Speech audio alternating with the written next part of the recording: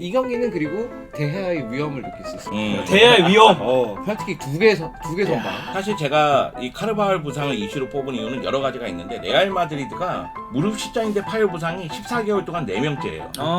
네, 쿠르투아, 밀리탕, 알라바 그리고 카르바할입니다. 아, 근데 알라바도 있었네. 네. 너무 많아. 자, 주간 시브랄입니다. 사실 저는 이게 이제 처음이라. 처음이죠. 처음. 주간 시브랄. 제가 네. 없는 사이에 이제 생긴 코너더라고요. 그렇죠. 이제 세리에, 네. 분데스, 라리가 세 개의 리그를 다룬다는 의미의 시브랄. 네. 네. 아니 근데 저 이거 이름 꼭 이렇게 가야 돼요 이거? 그 형님들 모여놓고 시브랄이 뭐예요? 이거 이 명섭이가 지었지 이거? 그 코너명? 예, 근데 그런 거 같았습니다. 아니 근데 이게 제가 맨 처음에 이제 이름을 들었을 때 도대체 뭐 하는 코너인가 네네. 하고 이제 생각을 했는데 생각보다 그 되게 좀 디테일하게 그 제목과는 다르게 경기를 좀 다루더라고요. 보니까. 딥하게 가요 생각보다. 앞으로도 괜찮은 콘텐츠가 되지 않을까. 겨울 휴식기가 분데스리가가 굉장히 길어요. 맞아요. 길죠. 맞아요. 예. 그러면은 어차피 경기 수도 적고. 그때는 주간 시랄입니까? 시랄. 볼을 뺄 거예요? 아니 그때 이제 주간 SL. 아, SL. 주간 원래 SL. SL로 가야죠. 이름 예. SL. 아니 저번 주에는 그러면 무슨 얘기 하셨나요? 아 라리가에서 마드리드 더비 얘기했어요. 아 제가 또 직관을 갔다 네, 오. 직관 갔다 왔잖아요. 네, 그 경기. 그래서 그때 아틀레티코 마드리드의 울트라스가 이물질을 막 던졌단 말이에요. 라이타를. 맞아요. 그 다 황도현 때문이다. 왜 네. 그것 때문이에요? 황덕연이 던진 거 아닌가? 아니 저는 이제 중립 쪽에 있어가지고 네. 네. 제 양옆 앞뒤로 다 레알 팬들이었고 근데 여자친구가 네. 이제 여자친구가 아니죠. 아내. 아내가 아내가. 네, 아내가 그 아틀레티코 마드리드 그 기념킷 아시죠? 파랑색 하얀색 네. 그거를 되게 좋아해서 그걸 좀 입고 가보고 싶다. 아틀레티코 마드리드를 좋아하는 게 아니라 네. 그 기념 킷을 좋아한다. 그게 좀 예쁘게 잘 오케이, 나왔어요. 오케이. 그랬어. 네. 근데 이번에 그 시비타스를 가서 아내가 좀 아틀레티코 지금 팬이 좀 되려고 합니다. 그 이런 말씀 드리긴 좀 죄송하지만 제 아내가 첫 해외 축구 직관한 게 깜누예요. 바르셀로나 네, 네. 경기. 근데 이제 깜누는 훨씬 좋았다. 축구 전문가가 아니잖아요. 그러니까 축구를 보는 눈이 깊어지면 깊어질수록 네. 깜누에 가고 싶다. 깜누가 더 그리워질 깜누가 것이다. 더 좋다. 아. 이걸 더 느낄 수가 있죠. 그러니까 일단 아내가 분위기도 되게 좋아했고 네. 그리고 거기가 이제 그 제가 쿠팡에서 그걸 티켓 해주셔서 가봤더니 라운지. 자 맥주 공짜, 안주 공짜. 뒤에서 하몽 막 썰어주고 있어. 아니 비싼 데 가서 좋아. 아니 그러니까 깜누보다 거기가 더 좋지. 그거 당연한 거 아니야. 무조건을. 그러네. 형탈이 비교할 거 비교해야지. 말을 해줬어야지. 아니 깜누도 그런 데 있을 걸? 그러니까 그런 데서 먹었으면 네, 그 경기를 바르셀로나 봤으면 팬분들 제가 다음에는 한번 거기를 가서 다시 한번 물어볼게요. 예. 자 어쨌든 시브랄 SBL 한번 시작해보도록 하겠습니다. 자 오늘 첫 번째 토픽은 이제 세리에 얘기부터 시작을 할 건데 피오렌티나가 AC 밀란을 2대1로 잡았네요. 네. 경기는 이렇게 정리가 됐고 또 태우는 이 와중에 이제 마지막에 또 퇴장을 굉장히 좀 다사다난했었던 경기 같은데. 이 경기 네. 대단한 경기였어. 정말 스펙타클한 경기였습니다. 음. 이 스펙타클한 게 두 팀이 축구를 엄청 잘해서가 아니야. 그냥 내용이 적당히 못하는데 여기 별다른 온갖 일이 다 벌어져서 그래서 재밌었어. PK 실축도 네. 나오고 그러니까 우리가 흰방 나오고 막. PK 3개 실축이 있었고 양팀 합쳐서 페널티킥이 3번 나왔는데 3번 다 실패. 근데 스코어는 2대1이다. 영 개꿀잼인데 이거. 수준 2대2. 이거 태호 왜 퇴장당했냐 하면은 네. 막판에 추가 시간이 5분이 더 주어졌는데 지고 있는 상황인데 밀란이 공 잡고 이제 접근했는데 한 번 좀 걷어내서 다시 밀란이 공을 잡았어. 네. 근데 5분은 지났어. 네. 그거 바로 끝내버렸어요. 그럼 뭐 문제가 없잖아요. 그러니까 문제 없지. 근데 왜 우리 자꾸 이거 갈 수 있는데? 왜냐면 상대 진영에서 중간 지점에서 공을 다시 잡았거든. 좀 애매한. 그러니까 한 번은 거였구나. 더 줄 수 있지 않냐? 약간 이런 느낌이었는데 그래가지고 그거 항의하다가 퇴장당했죠. 바로 다이렉트. 뭐 요새 이거 뭐 태호가 폼도 살짝 좀 아쉽다라는 매우 안 얘기가 좋았고. 좀 있더라고. 이 경기는 그리고 대야의 위험을 느낄 수 있어요. 대야의 위험. 펠티킥 두 개 선방.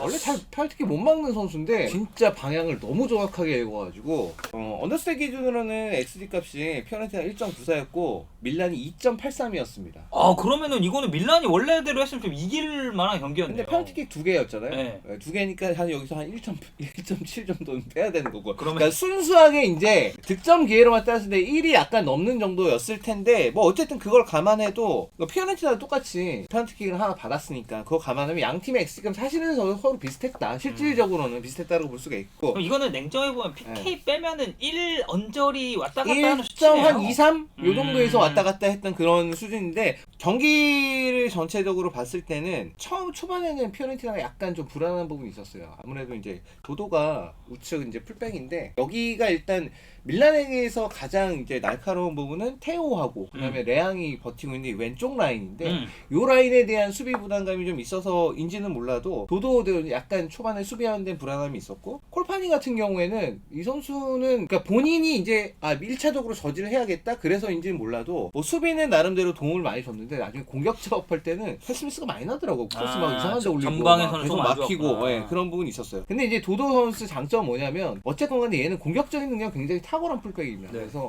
본인이 이제 전진했을 때는 드리블 능력이라든가 아니면 그런 센스 있는 침투라든가 이런 걸 통해서 괜찮은 그런 공격 작업들을 만들어냈고 그래가지고 결국 도도가 페널티킥을 얻어내요. 이 친구가 그 옛날에 샤타르 있었던 맞아. 선수죠. 페널티킥을 얻어내는데 그게 이제 테오가 이제 공중볼 이제 걷어내는데 도도가 먼저 바로 올리고 그 다음에 테오가 차가지고 거기서 이렇게 됐구나. 그렇게 돼가지고 이제 페널티킥을 얻어냈고 근데 이거를 킨이 찹니다.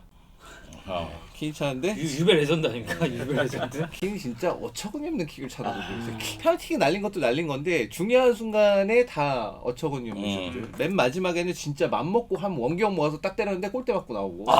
운도 안 자르고. 이게 그러니까 이게 얘가 될 듯 말 듯 하니까 못 버리는 것 같아. 팀들이 다 그런 것 같아. 이거 될 것 같은데인데 왜냐면 이러다가 사실 이제 감독 잘 만나고 자기랑 전술 좀 잘 맞아떨어지는 팀 만나가지고 살아나고 또 치고 올라가는 그런 경우도 선수들이 있을 수 있지. 있었으니까 폰세카 체제하에서의 밀란을 좀 어떻게 봐야 되나요? 계속 좀 약간 우하향 느낌인가요? 제가 이 경기를 보면서 든 생각이 있습니다. 뭐죠? 도대체 저 팀한테 왜 졌지? 인테르가 왜 졌지? 아니 지금 보니까 뭐 기강 얘기도 좀 나오고 있는 거 같고. 그러니까 전반적으로 경기를 봤었을 때 이 인테리전은 어쨌든 잘 됐어요. 4-4-2 형태로 나가서 잘 됐어. 그래서 그 다음부터는 모라타하고 이제 타미를 투톱인데 모라타가 사실 상하로 많이 움직여서 기본적으로 10번 자리 조금 더 위치하는 미드필드 지역에서 이제 레인더스하고 이제 포파나 둘을 기용을 하면서 4-4-2와 4-2-3-1의 중간 형태 그런 형태로 이제 포메이션이 이제 나오거든요. 근데 이제 중요한 게 그러니까 기존보다는 레인더스가 어쨌든 공격 작업을 더 많이 합니다. 지난 시즌에는 레인더스가 조금 더 아래쪽에서 위치하는 경우가 많았는데 이번 시즌은 좀 더 위쪽에서 움직이고 그리고 이제 모라타랑 이제 서로 이렇게 맞물리면서 움직여 들어가는 움직임이 있어요. 모라타 또 아래 또 많이 내려오니까. 대신에 이제 포파나는 조금 더 이제 후방에 머물고 있고 문제는 레인저스가 이렇게 올라갔었을 때 이 포파나하고 레인저스 간의 간격이 상당히 멀어요. 그 공간이 그 공간이 이제 좀 비는 경향이 있어 공격 작업을 할 때. 그런데 그러면 이제 상대에게 공을 중간에 탈취당했을 때는 그것 때문에 이제 상대가 전진하기 좀 수월한 부분들이 있어요. 네. 이거를 이렇게 생기는 공간에 대해서 뭔가 커버할 만한 장치들이 없어. 뭐 이를테면 풀백들을 좀 더 상황이 생기면 네가 일단 안쪽으로 들어가서 이제 커버를 좀 해라. 이런 것들이 있어야 될 것 같은데 일단 우리가 에메르송 로얄에게는 그런 걸 기대하기 어렵습니다. 그리고 혹시 이 센터백도 봤었던 자원인데 아니 못하던데. 테오의 경우에는 이게 약간 요거랑 맞물리는 건데 최근에 어쨌든 간에 레앙의 움직임이 그러니까 모라타가 아래쪽으로 내려가게 되면 레앙이 좀 더 가운데로 들어와서 이제 움직이는 경향들이 있어요. 레앙의 결정력을 좀 살리기 위한 좀 더 중앙에서 움직이기 위한 뭐 그런 것들을 생각한 것 같은데 문제는 이러니까 테오는 일단 대신에 이제 온전하게 측면 쪽에 좀 더 맡아야 되는 부분들이 있는데 테오의 기동력이나 에너지틱한 부분들이 예전 같지가 않아. 그게 안 조금 좋아. 떨어졌다. 예전에 테오는 엄청나게 빠른 스피드와 그 다음에 워낙 강이나 버티는 힘이 있어서 가운데로도 그냥 본인이 원하면 그냥 쭉쭉 밀고 들어가는 그런 힘이 있었는데 최근에는 그런 걸 느껴본 적이 좀 없는 것 같아요. 이거 감독과의 불화설 때문에 그런 거 아닙니까? 그것도 있는 것 같긴 해요. 어쨌든 근데 뭐 한 명하고 막 그랬었잖아요. 근데 이제 오늘 이 경기에서도 어쨌든 테오가 어시스트를 하긴 했어요. 근데 이제 지쳤으면 그럴 수도 있지. 근데 수비적인 부분도 같이 안 되니까 특히 이 경기에서 이제 콜파니하고 이제 도도가 서로 연계해서 움직이는 것 때문에 조금 애를 먹었고 여기에다가 아들리가 횡으로 많이 이동을 하면서 왼쪽 지원 나갈 때도 있고 우측 지원 나갈 때도 있었는데 우측 지원에 나가면 순간적으로 숫자가 좀 부족한 상황이 생기면서 밀란이 수비할 때 그러면서 이제 좀 어려움을 겪는 부분이 있었는데 여기서도 테오가 뭔가 좀 애매한 위치 그러면서 조금 어려운 부분들이 좀 있었어요. 감독에 대한 얘기를 했었는데 레앙을 가운데로 놓는 거에 대해서 그렇게 해서 앞쪽에만 선수들이 많이 있고 중간에 비는 과정을 커버하지 못한 그런 것들이 있고 두 번째로는 테오가 지금 폼이 온전치 못한 상황에서 측면 지역에서의 그 공격력 자체가 약화될 수밖에 없어요. 그렇겠지. 지금 이 상황이면 플래싱은 여전히 잘하거든요. 네. 지금 그러면 여기서 공격적인 작업에서 괜찮은 선수는 플래식밖에 없는 거예요. 플리식은 뭐 지난 시즌에도 너무 잘했고. 근데 거의 에이스예요, 에이스. 타미 얘도 골을 못 넣어. 타미도 킨이랑 똑같다. 그래서 양팀 9번 공격수들이 다 서로 골을 약간 정말 자강두처럼 정말 네. 못 넣더라. 네. 그 모라타가 이날 좀 안 좋았어요. 네. 모라타가 안 좋았다는 이유는 생각해보면 이거를 팔라디노 감독이 좀 알고 있었던 것 같아. 모라타가 아래쪽에서 많이 움직이니까. 그래서 이제 아들리는 위쪽으로 올리되 카탈디하고 보베를 이용해서 번갈아가면서 모라타가 움직일 때 그때마다 같이 움직여서 좀 견제를 하게 만들어줬어요. 네. 그래서 모라타가 좀 조용한 부분들이 있었고 이런 부분은 팔라디노 감독이 상당히 좀 아이디어를 잘 쓴 부분인데 이거 PK 사실 2개 네. 다 넣었으면 밀란이 이겼을지도 모르죠. 결과적으로만 보면 근데 저는 이제 여기서 사실 더 문제가 됐던 건 폰세카 감독이 이제 경기 끝나고 나서 한 인터뷰거든요. 뭐라고 했어요? 우리 팀의 PK 키커는 플리식이다. 근데 왜 이들이 찾는지 모르겠다. 이거 문제가 심각한데. 이거 첫 번째 PK를 태호가 찾고 두 번째 PK를 타미가 찼어요. 근데 둘 다 실패했거든. 근데 보면은 플리식이 맨 처음에 차려다가 그거 바꿔요 그거를. 그러면 그건 얘기를 했다는 얘긴데. 선수끼리 얘기를 한 거야. 한 건데 이거를 보게 되면 그거잖아. 과연 폰세카 감독이 지금 밀란 선수들한테 리더로 인정을 받고 있나? 라커룸을 온전하게 장악하고 있는가? 인정받고 있나? 바꿀 수 있어요. 바꿀 수 있는데 예를 들어 이런 상황에서 바꾸기는 어렵죠. 사실은 뭐 어떤 선수가 골을 많이 넣은 상태에서 내가 차고 싶어 하면은 스코어 봤더니만 우리가 확실히 이기는 느낌이라면 그때는 양보할 수 있는데 뭐 스코어가 거의 뭐 2대1로 끝났고 그리고 1대1 상황도 좀 있었고 그런 상황에서 이런 식으로 PK를 양보하는 건 이건 말이 안 되죠. 우린 플리식인데 왜 쟤네가 찾는지 나도 모르겠어 라고 얘기를 하는 거. 그러니까 그냥 얘네 들으라고. 그거에 가까웠다고 네. 봐요 저는. 플리식인데 왜냐면 왜 니들이 나서냐. 레앙하고 테오를 선발해서 제외했던 그 결정, 그게 라치오전이었었는데 그 결정이 결국은 실패로 끝난 거거든 그게. 감독 입장에서는 야 내가 수비 가담 잘 안 하네? 빼자. 뺐어. 근데 경기가 안 풀리네. 넣어야겠다. 저기 쟤네들은 감독 지시도 안 듣네. 쿨링 브레이크 때 저쪽 가 있고. 근데 그게 이제 징계 없이 그냥 넘어갔거든요. 징계했어야죠. 이거 선수들이 폰세카 감독 심리적으로 경질한 거 아닙니까? 그러니까 좀 물러보고 있다라는 그런 느낌이네. 얘는 우리 감독이 아니야. 얘는 곧 떠날 사람이야. 이렇게 생각하고 있는 건 아닌가. 자 좋습니다. 자 재밌게 봤고 자 그다음 발 할창계 발이 아니죠 부 발 할창은 어디서 아니 아까 나온 그 거예요? 시부라 하다 보니까 이름이 기억이 안 나. 하고 싶은 말을 하신 것 같은데. 네. 분데스리가 얘기해 보겠습니다. 프랑크푸르트 뮌헨 3대3 경기 나왔는데 이거 중계했잖아요. 네. 분데스리가 특유의 그 골 많이 나오는 그 경기가 또 한 번 나왔고 지금 분데스리가 1, 2팀 간의 맞대결이었거든요. 이 라이프치히까지 선두권 경쟁에 또 합류를 한 상황입니다. 그래서 지금 분데스리가 프랑크푸르트가 비기면서 라이프치히 입장에서 좀 더 좋은 결과가 나왔고 이 경기는 이제 또 김민재 골로 국내에서는 되게 네. 또 이슈가 많이 됐잖아요. 하지만 결국 안 좋게 끝났다. 그러니까요. 이기지 못했으니까. 요즘에 바이에른 뮌헨을 상대하는 팀들은 다 4-4의 형태로 수비를 하면서 바이에른 뮌헨을 일단 중앙을 촘촘하게 막아서 무조건 공격을 측면으로만 강제시킨 다음에 풀백과 윙에게 1대1로 수비를 붙여서 해리케인이 내려와도 중앙을 틀어막으니까 내려와도 볼을 줄 수 있는 공간이 없어요. 그래서 박스 안에 있는 4명의 센터백 2명 그리고 미드필더 2명은 케인과 무시알라 아니면 밀러 같은 선수들을 박스 밖으로 최대한 밀어내는 거. 그리고 측면에 서는 선수들은 1대1 데인마크. 이렇게 해서 최대한 바이에른 뮌헨은 템백으로 막는 느낌을 좀 보여주고 있고 콤파니가 정말 정직하게 라인을 엄청 올리거든요. 그러니까 그 얘기를 좀 먼저 해봅시다. 부임하기 전 그리고 딱 바이언 부임했을 때 번리에서 하려던 축구 뭔지 알겠다. 그리고 그게 챔피언십에서 통한 것도 오케이. 그럼 이제 선수단 퀄리티가 달라지고 이 콤파니가 원하는 수준의 전술을 소화할 수 있는 선수단의 능력이 되니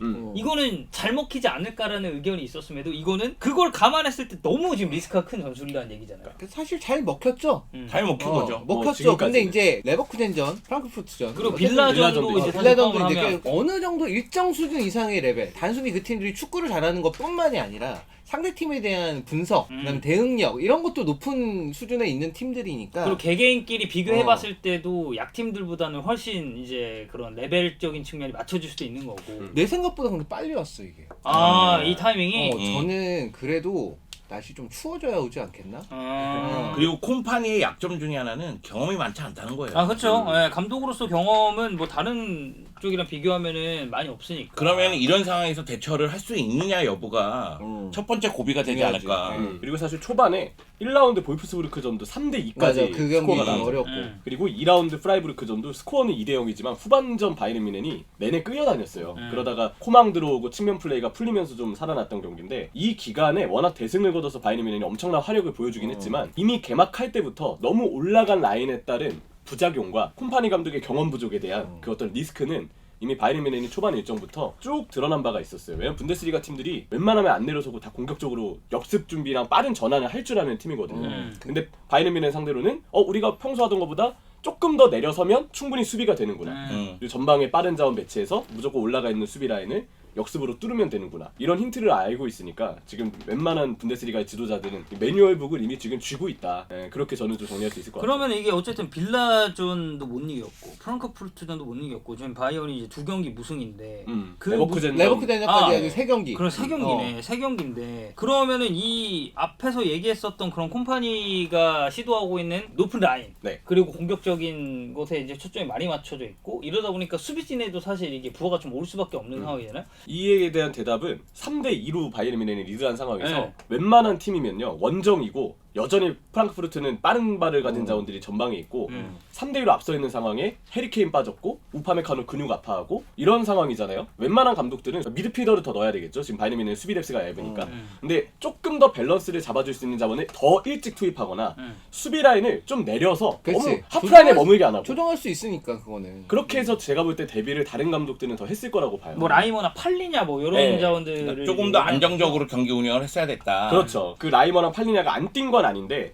좀 늦게 나왔어요. 아니, 많이 늦게 나왔죠? 네. 그러니까 거의 끝날 때쯤에서 그러니까 나왔어요. 바이어랑 그다음에 팔리냐하고 이 교체는 사실 그냥 여기서 뭐 끝내겠다라는 생각이 있어서 교체한 것 같긴 한데 와 이게 결과적으로는 극장골이 또 나오면서 물론 이제 우파메카노가 이날 경기 보니까 마무시한테 되게 힘들어하더라고. 마무시는 지금 분데스리가 득점 1위. 프랑크푸르트는 이미 바이에른 뮌헨 만나기 전부터 그 간결한 빠른 역습이 이 공격진을 활용해서 되게 잘 완성되어 있는 팀이었어요. 그러니까 카운터어택 얘기가 좀 많더라고요. 네. 콤파니 감독이 아틀레티코 마드리드 경기를 봐야 되겠네요. 소시에다드전에서 1분 만에 골 넣고 89분 수비했거든요. 최근 아틀레티코를 이제 좀 보면서 네.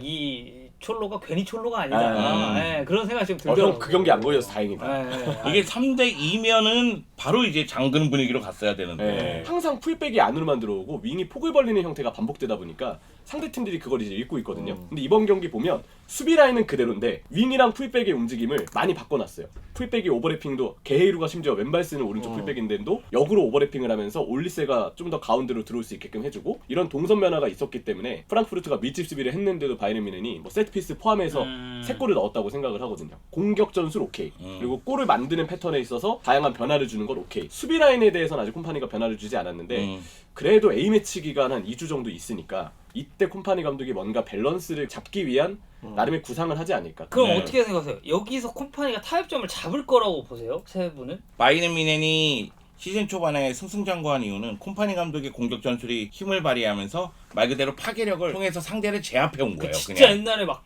사정없이 네. 두들겨 패던 바이언이었죠. 그런데 이 라인이 올라간 수비 라인을 파고들면서 결정지을 수 있는 힘이 있는 팀을 상대로는 고전을 하고 있다는 게 드러났거든요. 그러면 이건 밸런스 문제가 되는 거예요. 네.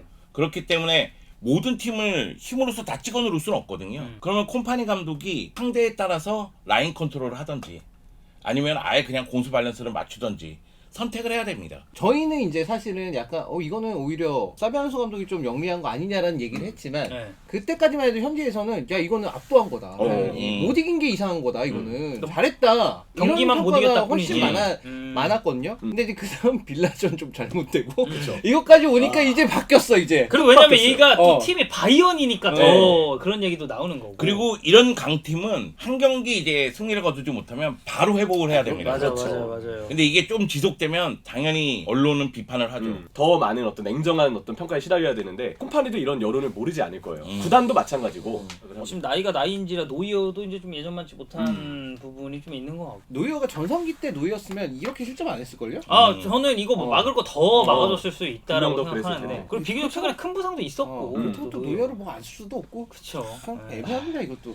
올리세가 그래도 이적하고 나서 되게 잘해주고 잘해주고 있죠. 있는 것 같고. 오른쪽 풀백에 스타니시치나 아니면 아니면 샤샤부이 중에 한 명만이라도 돌아야 뛸수 돼. 있었으면. 돌아야 돼. 스탄시스 네. 돌아오면 제일 베스트인데. 그쵸. 팔리냐는 아직 잘 안 쓰고 있는데 파블로비치가 후반만 되면 너무 좀 지친 모습이 보이거든요. 팔리냐를 선발까지는 아니더라도 좀 일찍 투입시켜서 좀 밸런스를 잡기 위한 노력을 아마 콤파니 감독이 A매치 주간 이후에는 그래도 의식해서라도 좀 하지 않을까. 아까 그 영주 형이 말씀하신 그 밸런스적인 거 그리고 형철이가 얘기한 타협을 할 수밖에 없다라는 걸 밀어보면은 오히려 지금 얘기하고 있는 팔리냐의 출전 시간이 조금 더 늘어날 가능성도 있겠네. 근데 이제 그걸 생각해야 돼요. 파블로비치는 어쨌든 공을 굉장히 잘 다루고 네. 공을 잘 뿌려주는 선수입니다. 그쵸. 팔리냐는 그건 아니거든요. 완전 다른 그건 아니기 스타일이니까. 때문에 그럼 네. 팔리냐를 썼었을 때 그러면 어떤 식으로 빌드업 형태를 가져갈 것인가 이거에 대한 해결책이 일단 있어야 돼요. 그러면 네. 팔리냐는 그냥 수비형 미드필더. 그쵸. 딱 그런 아니면 느낌이 전환만 있으니까. 해주는 스타일. 아주 간단하게 얘기해서 전반전은 하던 대로 하고 그래서 한두 골 더 넣고 네. 그냥 전형적인 수비형 미드필더 팔리냐를 넣어서 그냥 잠근다.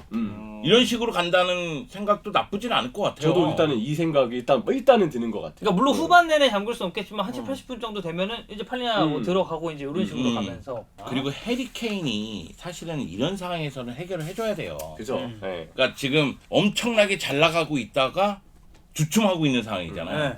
그럼 팀이 이렇게 주춤할 때 해결해주는 게 해결사 아니겠어요? 근데 잘 나갈 때 열심히 골 넣어주고 뭔가 좀 주춤할 때는 침묵하고 그러면 해리케인에 대한 평가가 또 안 좋아질 수밖에 그러니까 없죠. 해결사는 팀이 안 좋다고 해서 본인까지 같이 안 좋아지면 이제 고평가를 받을 수 그쵸. 없다라는 거니까. 알겠습니다. 자, 분데스리가까지 이제 이렇게 좀 봤고요. 이제 마지막 라리가 볼 건데 앞에 이제 찬우 형이 해주셨던 피오렌티나 AC 밀란 그리고 형철이가 했었던 프랑크푸르트 그 바이에른 뮌헨은 스코어도 그렇고 굉장히 재밌는 경기였는데 이거 너무 일방적인 경기 아닙니까? 그러게요. 근데 이 경기가 재밌었어요. 아니, 그러니까 형님은 본인 바르셀로나 입장에서 팬이니까 재밌죠. 재밌겠죠. 아니요, 잠시만요. 만약에 3대 0으로 알라베스가 이겼어봐. 재밌었을까? 재밌었을 거예요. 자, 바르셀로나가 데포르티보 알라베스를 3대 0으로 잡았습니다. 득점자가 한 명이에요. 레반도프스키가 7분, 22분, 32분. 이거는 뭐 전반전만에 그냥 사실상 경기를 이제 끝내버렸고, 그 앞에 거를 제가 이제 대본을 봤을 때 질문이 이제 최소 6개 이상씩 있었거든요. 네. 근데 데포르티보 알라베스 바르셀로나는 주요 경기 포인트 이 질문이 3개밖에 없어요, 형님. 이 경기 봤어 너희들? 어떻게? 자, 어떤 포인트를 잡아야 됩니까? 일단 레반도프스키 헤트트릭.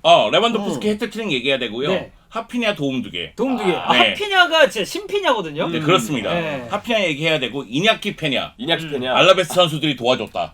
네, 유슈팅이 2개밖에 없었거든요. 알라베스가. 켄스겐이 지금 시즌 아웃이라서. 네, 또 하나는 알라베스가 골이 넣었는데 오프사이드로 취소되는 경우가 많았고 이 경기에서 알라베스의 오프사이드가 무려 11개나 됩니다. 자, 거기서는 제가 딱 하나 보태자면 그거는 올 시즌 바르셀로나 수비진의 이 컨트롤을 보면 저는 합당한 수치라고 네, 생각해요. 그게 이제 바르셀로나 라인 컨트롤과 연결이 돼요. 기가 막히더라고요. 네, 그 얘기를 해야 돼요. 일단 이 경기는 페나토레스가 6분에 교체 아웃됐고요. 네. 7분에 골이 터집니다. 하피냐가 프리킥을 올리고 하네. 레반도프스키가 헤더로서 네. 골을 넣습니다. 그리고 하피냐가 4-2-3-1에서 레반도프스키 밑에 출전을 했어요. 네. 그런데 페란이 부상을 당하니까 네. 페드리를 에릭 가르시아를 올려서. 미드필더에 배치하고 페드리를 위로 위로 올리는 대신 올려고. 하피냐를 왼쪽으로 왼쪽으로 뺐거든요. 뺐죠. 네. 네, 하피냐가 왼쪽에서 기가 막히게 돌파하면서 레반도프스키에게 내줍니다. 네. 그 레반도프스키가 또 이제 추가골 넣게 되는 거죠. 교체 투입된 에릭 가르시아가 레반도프스키에게 전진 패스를 하면서 레반도프스키가 헤트트릭을 기록하게 됩니다. 페란이 불러온 나비 효과네요. 나비 효과죠. 그러면 저기 이거는 한지 플릭 감독이 선발 라인업 잘못 짰네. 저도 진짜 그 얘기를 하려고 했거든요. 잘못 짰네. 이거 약간 그럼 패착 아닙니까? 이거 그러게. 페란 안 썼으면 되잖아요. 저도 그런 생각이 들긴 하는데 네. 사실은 이 중앙 쪽에 배치할 수 있는 자원에 대해서 고민이 좀 있는 것 같아요. 그리고 하피냐가 중앙에 있을 때 우리가 왼쪽 하프 스페이스에 많이 침투한다고 생각하지만 왼쪽 오른쪽 가리지 않고 네. 침투하는 경우가 많고요. 네. 그 실제 하피냐가 올 네. 시즌 뭐 지난 시즌 후반기부터 저는 조금씩 올라오다가 올 시즌 진짜 터졌다고 생각을 합니다. 네. 그러니까 오프더볼 상황에서의 움직임이 너무 좋으니까요. 그리고 레반도프스키가 수비 라인을 끌고 나왔을 때 하피냐하고 동일선상에 있다가 하피냐가 치고 올라갈 때 그때 효과가 굉장히 높거든요. 그러다 보니까 하피냐를 중앙 쪽에 배치하고 싶고 그러면은 왼쪽 라인에 누굴 배치하느냐. 파우 빅토르는 아직 경험이 많지 않고 안수파티는 몸 상태에 대한 걱정이 있고 그렇기 때문에 당연히 페란 토레스를 선택한 것 같아요.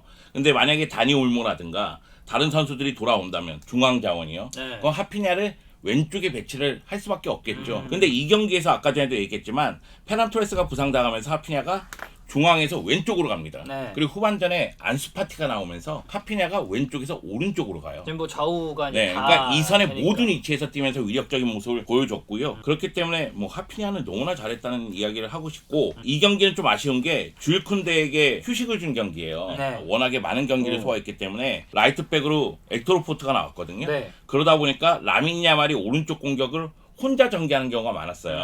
근데 라민 야말에 대해서 이제 다 경계를 하고 있기 때문에 나리가 9월의 선수 아니겠습니까? 그렇죠. 그렇기 때문에 알라베스의 측면 자원들이 더블 마크가 들어가는 경우가 많다 보니까 라민 야말이 네. 이 경기에서는 제 힘을 좀 발휘하는 경우는 그렇게 많지 않았다. 라인 컨트롤 얘기를 해야 됩니다. 카사도가 경기 끝나고 인터뷰했을 때 라인 컨트롤에 대해서 훈련 때 너무 많이 노력하고 있다고 하더라고요. 어차피 공격을 전개할 때는 라인이 올라갈 수밖에 없으니까 그쵸. 이 라인 컨트롤이 돼야지만 결국은 실점 상황이 줄어들 거 아니에요. 네. 그리고 이니고가 빠른 스타일은 아니잖아요. 그쵸. 그럼 쿠바르시가 움직이면서 이걸 또 커버를 해줘야 되니까 이런 측면에서는 수비 쪽에서 과부하가 걸릴 수 있으니 라인 컨트롤에 대해서 훈련을 많이 하고 있고 이것이 효과를 발휘하고 있다고 얘기했습니다. 이거는 지금 이렇게 잘 돌아가고 있으니까 찬사를 받지만 한 번 삐끗하면 이거는 바로 그 맞죠. 실질성 플레이로 이어지는 이게 거예요. 왜 그러냐면 이 경기에서도 토니 마르티네스가 골을 넣었어요. 네. 근데 결국 오프사이드로 골이 취소되는 장면이 있었어요. 그러니까 한 번 뚫리면 위험한 겁니다. 그렇기 때문에 이 라인 컨트롤에 대한 고민은 계속 있을 거예요. 쿠바르시라든가 이니고가 너무나 잘해주고 있기 때문에 아라우가 돌아오더라도 이 조합이 가야 된다는 의견도 굉장히 많아요. 특히 이니고 같은 경우에는 1차 빌드업에 관여를 너무 잘해주면서 맞아요. 볼을 잘 네. 다루니까. 여기다 수비라인 리딩 역할을 잘합니다. 왜냐면 지금 수비라인 보세요. 바이데, 쿠바르시, 엑토로포트면 다 어리죠. 네, 이니고가 리더 역할을 해야 되거든요. 그 역할을 굉장히 잘해주고 있기 때문에 요 조합이 가야 된다는 얘기도 있지만 아라우오에 대한 이야기도 계속 나옵니다. 아라우가 사실 그렇게 민심이 좋지는 않잖아요. 지금 네. 이 선수의 경기력적으로도 한창 좋았을 때보다는 좀 떨어져 있고. 근데 이제 아라우오에 대한 이야기가 나오는 게 라인 컨트롤이 잘 되고 있을 땐 문제가 되지 않지만 결국 지금 라리가 경기 일정이 미쳤거든요. 지금 9라운드잖아요. 맞아요. 그러니까 주중 주말 경기가 계속 있단 말이에요. 그러면 체력적인 부담이 따르면 라인 컨트롤에 문제가 생길 수도 있으니 거기에 바르셀로나 챔스도 해야 되고. 네. 그러면 이 그러면은 라인이 낫지 않아요? 이게 네. 어린 친구들? 센터백 중에서 어. 스피드가 있고 몸빵이 되는 자원이 한 명 더 있는 게 더 효과를 볼 수도 있다. 뚫리더라도 커버를 네. 할 수 있으니까. 한지 플릭 감독이 팀을 잘 이끌고 있는 이유 중에 하나는 공격 쪽에서 선수들의 위치가 너무나 다변화돼요.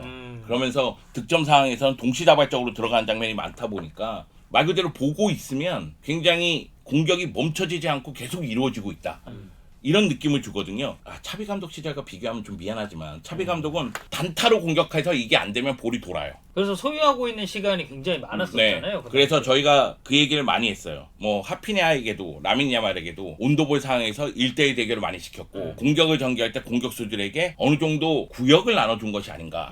그러다 보니까 동선이 겹치더라도 동시다발적으로 들어가야지만 상대 수비가 혼란이 오는데 그쵸. 그냥 이 구역에서는 얘만 막으면 돼. 이 구역에서는 얘만 막으면 돼. 이런 느낌이 아니었나 그런 생각이 들거든요. 사실 바이에른 뮌헨과 똑같은 문제가 나올 수가 있어요. 여기서 네, 바르셀로나도 수비가 안정적인 건 아닙니다. 라인 컨트롤이 굉장히 잘 되고 있고 이 경기에서 무실점을 기록했지만 알라베스가 오프사이드를 11개나 기록했고 유효슈팅을 2개밖에 못했기 때문일 수도 있어요. 네. 그런데 들을수록 왜 이 경기를 택했는지 잘 모르겠는데. 그러니까 그냥 바르셀로나가 결국 이제 잘했다. 그 얘기를 하고 잘했는데 싶은 거잖아요. 이 경기에서도 문제가 여러 가지가 있었다. 그 얘기를 아니, 드리려고 하는 거예요. 어떤 문제가 있었죠? 자. 3대0으로 이겼는데도 불만이야? 근데 제가 얘기하고 싶은 건 그거예요. 뭐 네. 두 가지 문제가 저한테는 보였어요. 첫 번째는 일단 많지는 않네요. 네. 문제가. 첫 번째는 이냐키 페냐에 대한 불안감. 즉 수체스니가 선수 등록이 됐잖아요. 네. 그러니까 다음 경기부터는 수체스니 써야 된다. 판단의 속도, 판단의 결과물이 안 좋아요. 아니 얘가 펀칭해야 될 때하고 잡아야 될 때를 몰라요. 그래서 너무 이제 볼 처리 같은 게 좀 불안한 네. 경우가 있고. 볼을 잡아야 되는데 거기서 펀칭을 하고 있는 장면이 있고 사실 이 경기는 알라베스가 조금 더 유효 슈팅이 많았다면 충분히 이냐키 페냐를 상대로도 골을 넣을 수 있다는 생각이 드는데 왜냐면 양팀 슈팅 숫자는 바르셀로나가 14개 그리고 알라베스가 11개예요. 네. 그래서 전체 슈팅은 거의 비슷하고 좋지 않은데요? 유효 슈팅이 2개밖에 없었어요. 그러니까 이냐키 페냐가 역시 불안하기 때문에 슈체스니가 아마 다음 경기부터 나올 것 같은데 슈체스니의 컨디션이 어느 정도냐. 대야도 그 정도 하는데.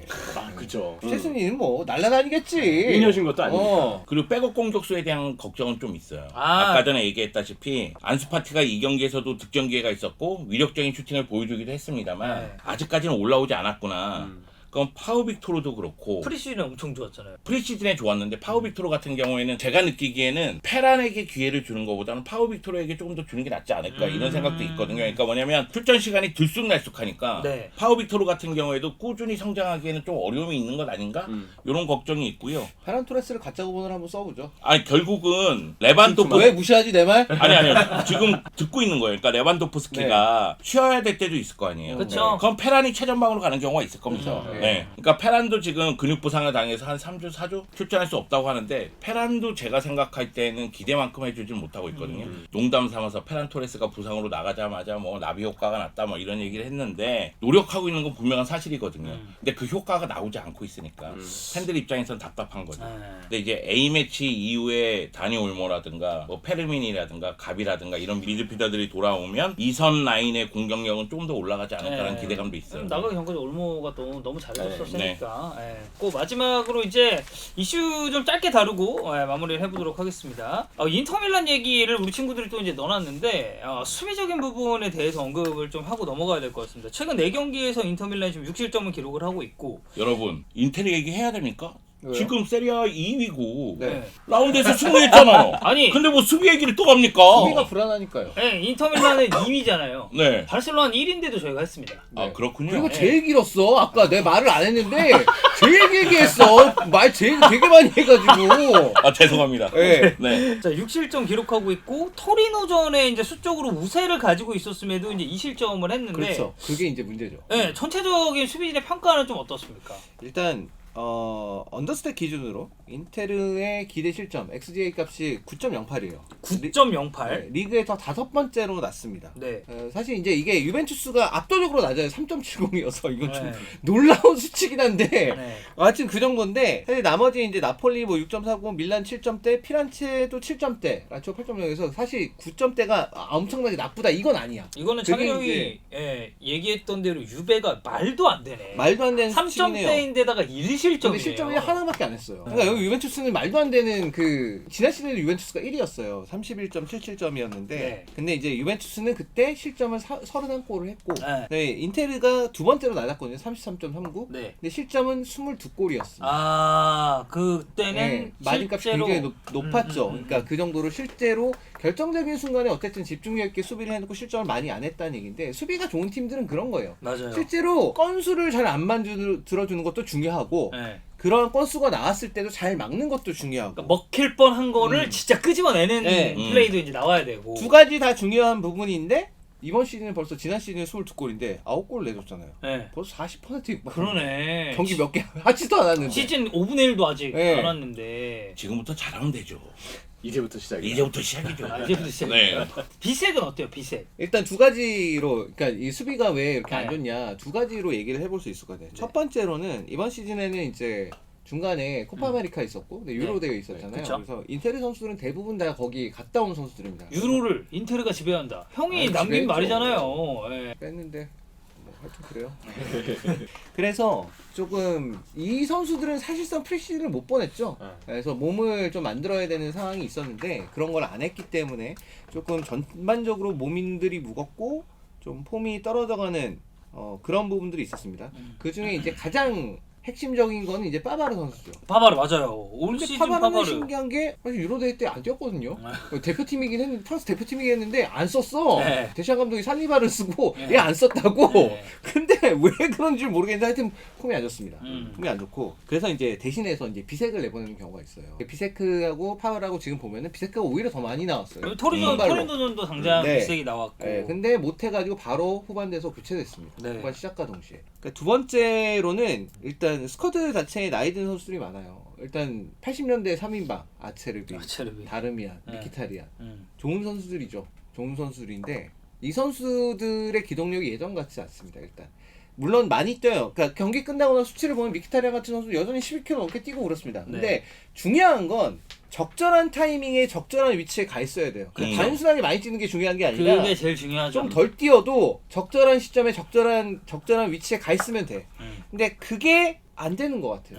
아체르비의 경우는 지금 인테르의 전술 특성상 아체르비가 그 백스리 가운데 있는 선수라고 해서 이 선수가 그 자리에 머무는 게 아니라 인테르의 전술은 어쨌든 아체르비도 필요하면 굉장히 높은 지점까지 전진하고 최전방까지 전진을 해야 돼요. 그게 부족한 인테르가 전반적으로 거기 빠른 선수들이 그렇게 많은 팀이 아니거든요. G람 제외하면 그렇게 빠른 선수들이 많지 않아요. 그러면 그거를 커버하기 위해서 선수들 전체가 더 많이 뛰고 더 포지션 변화를 다양하게 가져가면서 기동력이 부족하지만 사실은 기동력이 있어 보이는 것처럼 그렇게 해서 이제 어려움을 만드는 것들이 있는데 아체르비가 그렇게 해서 계속 왔다 갔다 하면서 체력적인 부하가 심해지니까 수비가 예전에 그런 단단함이 좀 떨어져 있어요. 지금 나이도 많고 바스토니는 사실 예전에 비해서 수비력이 괜찮아졌습니다. 네. 근데 바스토니가 수비력이 올라간 만큼 아체르빈이 떨어져 있어. 아 그럼 약간 네. 이제 총량을 맞춘 거군요. 그리고 파바르는 폼이 안 좋아. 어. 피세크는 수비를 못해. 총량이 떨어졌네. 예. 네. 그리고 다르면 불안해요. 음.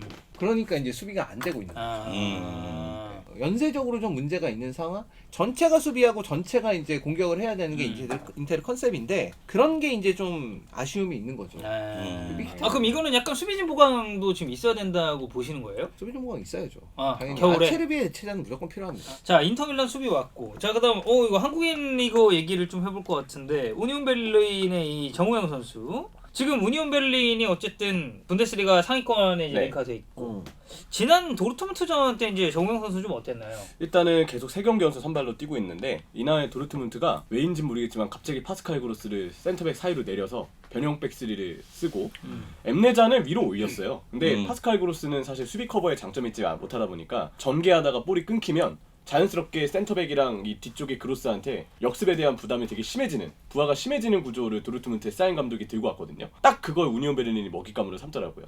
지금 우니온 베를린이 선발로 내세운 쓰리톱이 페르테센 그리고 홀레바흐 여기에 정우영 이렇게 3명인데 딱 그 도르트문트의 변형 백스리 구조에 1대1로 달라붙어서 집요하게 압박을 걸었고 그 상황에서 전개를 끊은 다음에 우니온 베를린이 역습에 나가서 아주 빠른 역습으로 재미를 봤던 이번 경기가 좀 됐고요. 그리고 상황에 따라서 정우영 선수는 도르트문트의 슐러터백에 대한 수비는 물론이지만 볼이 조금 슐러터백에서 전진이 된다 싶으면 왼쪽 윙백이었던 리에르송까지 정우영 선수가 커버해서 이 오른쪽 윙백이었던 트리메 선수의 수비 부담을 좀 많이 덜어줬다. 그래서 왜 이 선수가 지금 중용을 받는지는 알 것 같아요. 전방 압박과 상황에 따라서는 다른 자원들이 해주지 못하는 측면 윙백에 대한 커버까지.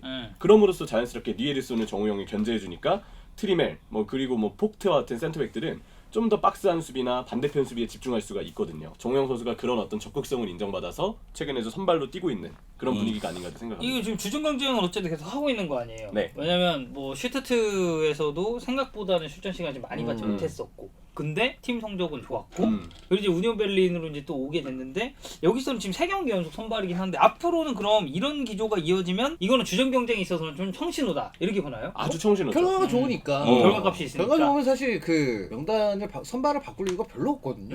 결과가 괜찮으면. 그리고 제 생각에는 체력 관리만 앞으로 잘해주면 왜냐면 보스벤송 감독이 지금 선발로 안 뛰는 선수들이 선발급이 아니어서라고 저는 생각을 안 하거든요.